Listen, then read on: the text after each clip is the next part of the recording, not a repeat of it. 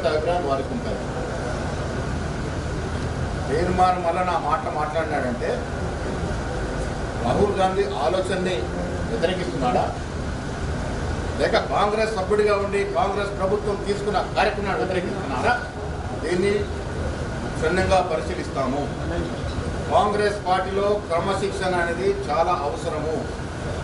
ఎంతటి వారైనా క్రమశిక్షణ ఉల్లంఘిస్తే, క్రమశిక్షణ తప్పితే తగు చర్యలు ఉంటాయి.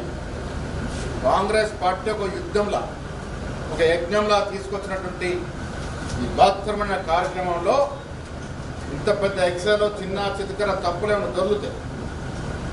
మీరు దాన్ని తప్పకుండా ఒప్పుకుంటాము. కాంగ్రెస్ ప్రభుత్వానికి కానీ, ముఖ్యమంత్రికి కానీ, మంత్రివర్గ సభ్యులకు కానీ భేషజాలు లేవు. బీసీలకు ఇచ్చిన మాట కమిట్మెంట్లో మాకు ఎక్కడి పలసతనం లేదు. నేను 10 ఏళ్లుగా తుంగలో తొక్కిన ఈ అంశాన్ని టీఆర్ఎస్ నాయకులు మాట్లాడుతూ ఉన్నారు. అసలు బీసీలు అంటే గుర్తించిన బీజేపీ ఇవాళ కాంగ్రెస్ పార్టీ చేస్తున్న బీసీ కార్యక్రమాల గురించి తెలుసుకొని వెంటబడే ప్రయత్నం చేస్తా ఉంది. కాంగ్రెస్ పార్టీ ఒక మాట ఇస్తే మాట కట్టుబడి పార్టీ. ఆ క్రమంలో ఎంత దూరమైనా ఎంత నష్టమైనా ఓర్చుకొని ఆ కార్యక్రమం పూర్తించాలి. ఆషామాషి కాదు. బీసీల కులగణన దాదాపు 2 మాసాలుగా చాలా శాస్త్రీయబద్ధంగా తీసుకొస్తే అసలు సర్వేనే తప్పని మీరేమో చేయలేదు. అమ్మ అడుకునేది అన్నం పెట్టారు. మీరు 10 ఏళ్ళు ఎలగబెట్టింది ఏంటి? సర్వనాశనం చేశారు రాష్ట్రాన్ని. ఇలా చక్కటి కార్యక్రమం అయితే సమర్థించాల్సింది పోయి దాన్ని వ్యతిరేక ప్రయత్నం చేస్తూ ఉన్నారంటే బీసీల పట్ల మీకున్న కోపం, క్రోధం బయటపడతాం.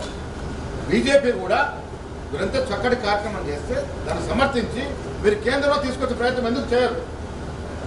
ఇవన్నీ వదిలేసి చిన్న చిత్ర సమస్యలు పట్టుకొని యావత్ ఈ కార్యక్రమాన్ని, ఒక యజ్ఞంలా జరిగిన కార్యక్రమాన్ని నీరుగార్చే ప్రయత్నం ఎవరు చేసినా కాంగ్రెస్ పార్టీ ఉపేక్షించారు. తీర్మానం మల్లన్న మాట్లాడిన దాంట్లో తప్పులు దొరికితే క్రమశిక్షణ చర్యలు ఉంటాయి.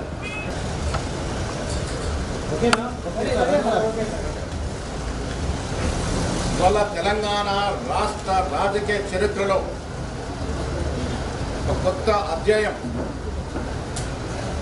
బీసీ కులగణ సర్వే రిపోర్ట్ ఇవాళ అసెంబ్లీలో పెట్టడం, కౌన్సిల్లో పెట్టడం అనేది 100 సంవత్సరాలుగా అణగారికైనటువంటి వర్గాలైనటువంటి బీసీలకి గొప్ప సదావకాశం వల్ల కాంగ్రెస్ ప్రభుత్వం కలగజేసింది.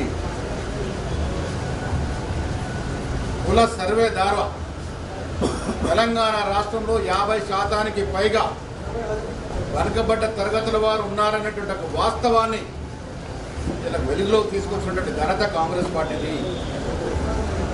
అదే విధంగా షెడ్యూల్ కాస్ట్, షెడ్యూల్ ట్రైబ్స్, మైనార్టీల యొక్క సంఖ్య కూడా తేల్చడం జరిగింది.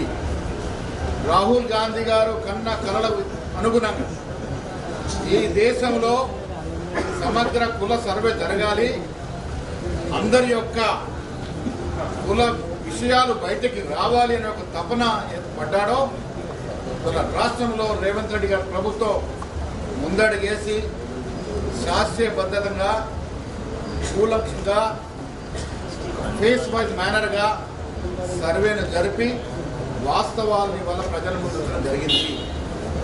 గత 10 సంవత్సరాలు అధికారంలో టీఆర్ఎస్ పార్టీ ఈనాడు కూడా బీసీల యొక్క అభ్యున్నతి పట్టించుకొని పార్టీ. 33% ఉన్న రిజర్వేషన్ 22% దించిన పార్టీ ఇలా బీసీల గురించి కపట ప్రేమ ప్రదర్శించే ప్రయత్నం చేస్తూ ఉంది. ఇవాళ కౌన్సిల్లో కొన్ని ఏళ్లుగా ఎదురు చూస్తున్న బీసీ కులగణన రిపోర్టు సబ్మిట్ చేస్తే హౌస్ నుంచి బైకౌట్ చేసే దుస్థితికి టీఆర్ఎస్ నాయకులు పోయినారంటే బీసీల పట్ల వారికి ఉన్నటువంటి కపట, బీసీల పట్ల వారికి ఉన్న ద్వేషం దాని ద్వారా ప్రకటితమైంది.